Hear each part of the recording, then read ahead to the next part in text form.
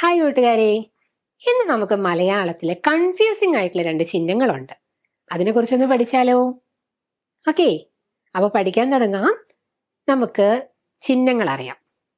അ, ആ, ഇ, ഈ, ഉ, ഊ, ഋ, എ, ഐ, ഒ, ഓ, ഔ, ആ. ഇതിൽ ആ മുതൽ അ വരെയുള്ള അക്ഷരങ്ങളുടെ, അതായത് സ്വരാക്ഷരങ്ങളുടെ ചിഹ്നങ്ങൾ നമ്മൾ പഠിച്ചിട്ടുണ്ട് അല്ലേ?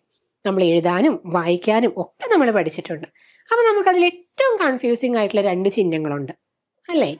ഏതൊക്കെയാണ് നിങ്ങൾ തന്നെ എന്ന് പറയാം. നിങ്ങളെ കൺഫ്യൂസിംഗ് ആക്കുന്ന രണ്ട് ചിഹ്നങ്ങൾ ഏതൊക്കെയാണ് അല്ലെ? കോമൺ ആയിട്ട് എല്ലാവരെയും കൺഫ്യൂസിംഗ് ആക്കുന്ന രണ്ട് ചിഹ്നങ്ങളാണ് ഇന്ന് നമ്മൾ ഡിസ്കസ് ചെയ്യാൻ പോകുന്നത്.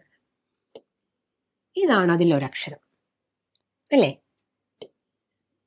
ഇതാണ് രണ്ടാമത്തെ അക്ഷരം. ഈ അക്ഷരം നിങ്ങൾക്കറിയാലോ. ഇതേതാണ് അക്ഷരം? ഓ. ഈ അക്ഷരത്തിന്റെ പേരെന്താണ്? ഓ. ഇതിന് ചിഹ്നം എങ്ങനെയാ നമ്മൾ എഴുതുന്നേ? അതായത് ഈ ചിഹ്നം ഏതിന്റെയാണ്? ഇത് എയുടെ ചിഹ്നമാണ്, നമുക്കറിയാം അല്ലെ? നമ്മൾ മുൻപ് പഠിച്ചിട്ടുള്ളതാണ്. അപ്പം ഇതിന്റെ കൂടെ നമ്മൾ എന്ത് ചെയ്യുന്നു? ഇവിടെയാണ് അക്ഷരം എഴുതേണ്ടത്.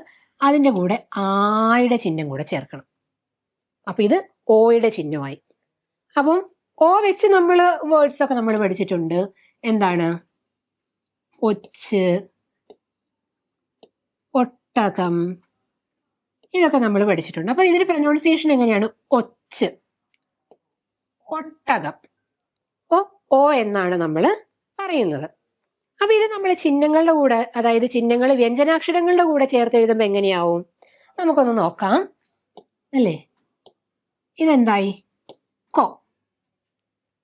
അപ്പൊ നമുക്കൊരു വേർഡ് എഴുതി നോക്കാം. ഇതെങ്ങനെ വായിക്കണം? കൊടി അല്ലേ? ഇതെങ്ങനെ വായിക്കും? പായുടെ കൂടെ ഓയുടെ ചിഹ്നം ചേർത്തു. എങ്ങനെ വായിക്കണം? ഓ, അതായത് പോ എന്ന് വായിച്ചു. ഒരു വേർഡ് നോക്കാം. പോത്തി. അപ്പൊ നമ്മള് ഓ എന്ന് പറയുന്ന സ്വരാക്ഷരം പഠിച്ചു, അതിന്റെ ചിഹ്നം പഠിച്ചു അല്ലേ? എന്താണ് ഈ ഓയ്ക്കൊരു പ്രത്യേകതയുണ്ട്. ഏത് അക്ഷരത്തിന് ചെന്നാലും അതിന്റെ വലത്തും ഇടത്തും അങ്ങ് കയറിയിരിക്കും. അതങ്ങ് ഓർത്ത് വെച്ചാൽ മതി കേട്ടോ. ഏത് അക്ഷരത്തിന്റെ കൂടെ നമ്മൾ ഓ, അതായത് കോ, പോ, തോ, അങ്ങനെ ഓ ഓ എന്ന് പ്രൊനൗൺസ് ചെയ്യുന്ന എല്ലാതിന്റെയും കൂടെ നമ്മൾ എന്ത് ചെയ്യണം? ഇടതുവശത്തും വലതുവശത്തും ഒരു ചിഹ്നം അങ്ങ് ചേർത്തേക്കണം. അതിൽ കോ എന്നാണ് പറയുന്നെങ്കിൽ ലൈറ്റ് ആയിട്ട് എയുടെ ഒരു ചിഹ്നം എടുത്ത് കൊടുക്കണം. മനസ്സിലാവുന്നുണ്ടോ? അപ്പൊ നമ്മുടെ ഓയുടെ ചിഹ്നമായി. അപ്പൊ ഓയുടെ പ്രൊനൗൺസിയേഷൻ എങ്ങനെയാ വരുന്നത്? രണ്ട് വേർഡ്സ് എഴുതിയിട്ടുണ്ട്. ഒച്ച്, ഒട്ടകം, ഓ ഓ. അത് വ്യഞ്ജനാക്ഷരങ്ങളുടെ കൂടെ വരുമ്പോഴെന്താവും? കോ, ക് പ്ലസ് ഓ, കോ, ക് പ്ലസ് ഓ, കോ. കൊടി, പ് പ്ലസ് ഓ, പോ. അതിനൊരു വേർഡ് എഴുതി, പൊതി. ഇപ്പൊ ഓയുടെ ചിഹ്നം നിങ്ങൾ പഠിച്ചോ? മറന്നു പോകരുത്. എയുടെ ചിഹ്നവും ആയുടെ ചിഹ്നം കൂടെ ചേർത്താണ് ഓയുടെ ചിഹ്നം വരുന്നത്. ഓ, പഠിച്ചല്ലോ. ഇനി അടുത്തതാണ് ഓ എന്ന് പറയുന്ന അക്ഷരം. അതൊന്ന് നോക്കാം. അപ്പൊ ഓ എന്ന് പറയുന്ന അക്ഷരത്തിന്റെ ചിഹ്നം എയുടെ ചിഹ്നവും ആയുടെ ചിഹ്നവും ചേർത്താണ്. ഇവിടെയാണ് നമ്മൾ ലെറ്റർ എഴുതേണ്ടത്. ഞാൻ പറഞ്ഞെന്താണ്?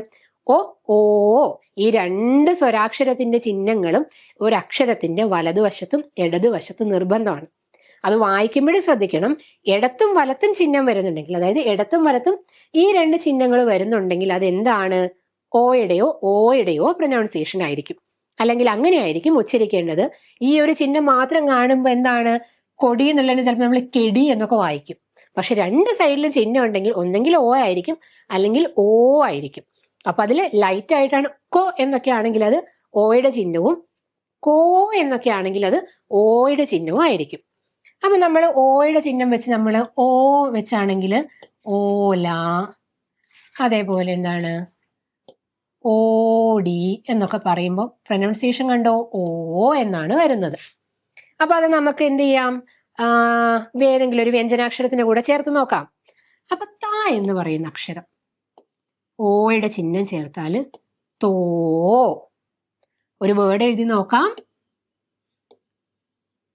തോണി. മനസ്സിലായോ? അതായത് തായുടെ കൂടെ ഓയുടെ ചിഹ്നം ചേർത്തപ്പോ എന്തായി? തോ വെച്ചൊരു വേർഡ് നമ്മൾ പഠിച്ചു, തോണി. അപ്പൊ എങ്ങനെയാ വായിക്കാനും പഠിച്ചല്ലോ. ഇവിടെ എന്ത് വന്നു? കൊ. അതായത് ഓയുടെ ചിഹ്നമാണിത്, കൊ. ഇവിടെ എന്തായി? ഓ. അപ്പൊ ഇവിടെ കൊടി, ഇവിടെ തോണി. നീട്ടി അങ്ങ് പറഞ്ഞാൽ മതി കേട്ടോ. ഇനി അടുത്ത എന്താണ്? എഴുതുമ്പോൾ കായുടെ കൂടെ ഓയുടെ ചിഹ്നം ഞാൻ ചേർത്തു. ഇതെങ്ങനെയാ കൂട്ടുകാരെ വായിക്കണ്ടേ? നിങ്ങളൊന്ന് വായിച്ചേ. കായുടെ കൂടെ ഓയുടെ ചിഹ്നം ചേർക്കുമ്പോൾ എങ്ങനെ വായിക്കണം? കോ എന്ന് വായിക്കും അല്ലേ? കോ വെച്ചൊരു വേർഡ് പറഞ്ഞേ, എഴുതി നോക്കാം. കോ വെച്ചൊരു വേർഡ് നമുക്ക് എഴുതാം. കോഴി. ഇപ്പൊ ഓ ഓ എന്ന് പറഞ്ഞ 2 അക്ഷരങ്ങളും, അതായത് 2 സ്വരാക്ഷരം ഓ ഓ നമ്മൾ പഠിച്ചു. അതിന്റെ ചിഹ്നം നമ്മൾ പഠിച്ചു. ഓയുടെ ചിഹ്നവും പഠിച്ചു, ഓയുടെ ചിഹ്നവും നമ്മൾ പഠിച്ചു. അത് വെച്ച് അക്ഷരങ്ങൾ പഠിച്ചു അല്ലെ? എങ്ങനെയാണ് ഒരു അക്ഷരത്തിന്റെ ഇടതുവശത്തും വലതുവശത്തും ചിഹ്നം വരും. അതായത് ഓക്കും ഓയും. ഓ ഓ ഇത് രണ്ടിനും എന്താണ്? വ്യഞ്ജനാക്ഷരത്തിന്റെ ഇടതുവശത്തും വലതുവശത്തും എന്ത് വരും? ചിഹ്നങ്ങൾ വരും. ഒരെണ്ണം ചുരുക്കി ഉച്ചരിക്കണം, കൊടി, പൊതി. ഒരെണ്ണം നീട്ടി ഉച്ചരിക്കണം, തോണി, കോഴി, പോയി. അങ്ങനെയൊക്കെ വരും. ഓക്കെ. അപ്പൊ ഇനി നമുക്ക് എന്താണ്? എല്ലാ കാര്യങ്ങളും അല്ലെ, മലയാളത്തിന്റെ ആ മുതൽ അങ്ങോട്ടുള്ള എല്ലാ കാര്യങ്ങളും, മലയാളത്തിന്റെ എങ്ങനെയാണ് അക്ഷരങ്ങൾ ഉച്ചരിക്കേണ്ടത്, വായിക്കേണ്ടത്, എഴുതേണ്ടത് എന്നൊക്കെ പഠിക്കാൻ നമുക്ക് മുന്നിൽ വിശാലമായിട്ടുള്ള ഒരു സമയം വരുന്നുണ്ടല്ലേ? നമുക്കുള്ള അവധി ദിവസങ്ങളിലും അല്ലാതെയൊക്കെ ആയിട്ട് CC+ന്റെ കളരി ബാച്ച് നിങ്ങൾക്ക് വേണ്ടി 1-to-1 ട്യൂഷൻ ഒരുക്കിയിട്ടുണ്ട്. ഞങ്ങൾ ഒരുപാട് അധ്യാപകർ നിങ്ങളുടെ എല്ലാ പ്രശ്നങ്ങളും കണ്ടറിഞ്ഞ് അത് പരിഹരിച്ച് നിങ്ങളെ മിടുക്കനാക്കാൻ ഞങ്ങൾ കൂടെയുണ്ട്. ഉടൻ തന്നെ നിങ്ങളുടെ അഡ്മിഷൻ ഉറപ്പിക്കുന്നതിന് വേണ്ടിയിട്ട് താഴെ കാണുന്ന നമ്പറിൽ കോൺടാക്ട് ചെയ്യാം.